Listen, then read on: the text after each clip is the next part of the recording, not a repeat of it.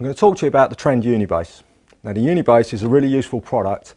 If you've bought a router in the past, it could be quite old, it could be one of the lesser known brands. When you're starting to use jigs and do jig work, we rely on what we call a guide bush. Okay? If your router that you've bought doesn't accept a lot of the Trend guide bushes or the sizes, then fear not, because you don't have to get rid of the router. We can put a Unibase on it and it makes it all compatible with all the Trend stuff. So we'll talk about that in a second.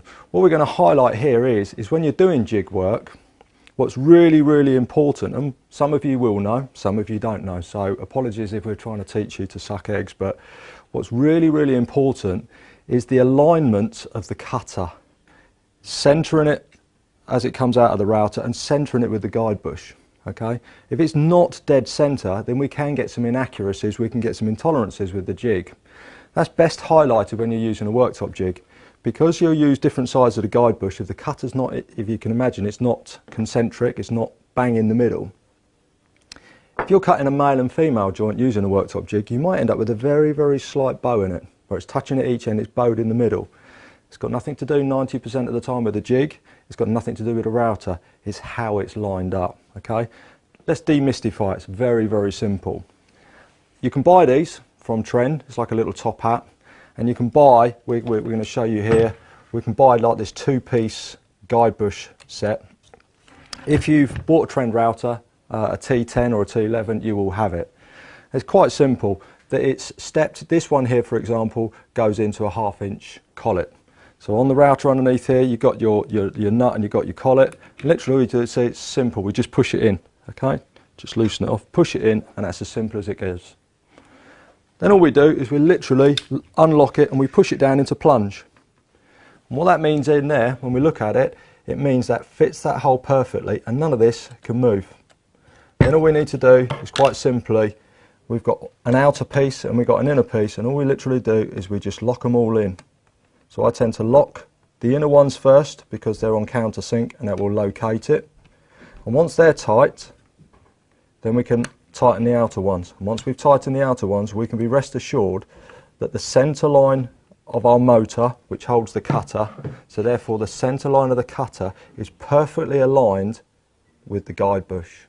So now if you follow those simple procedures and do that little operation, you will find then that your jig work will become far more accurate. So now you understand how to line the cutter. Let's just assume that you've bought a router and it doesn't accept the Trend collets. Well, as we said, fear not, because you have the Trend Unibase. When you take it out and you look at it, it looks like a piece of plastic with all these holes. Okay.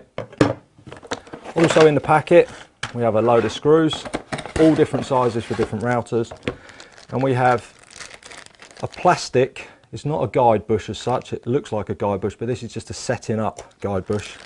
And we have 2 pegs. Now these pegs are 1/2 inch on the end.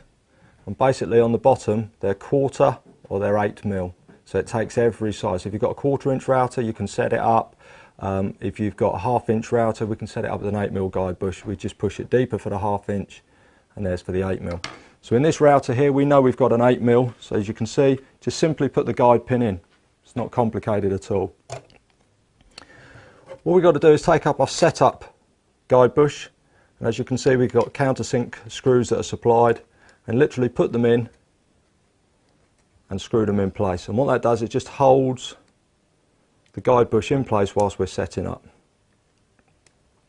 So once we've screwed these in, as you can see, you just literally screw it in, it locates it all for you.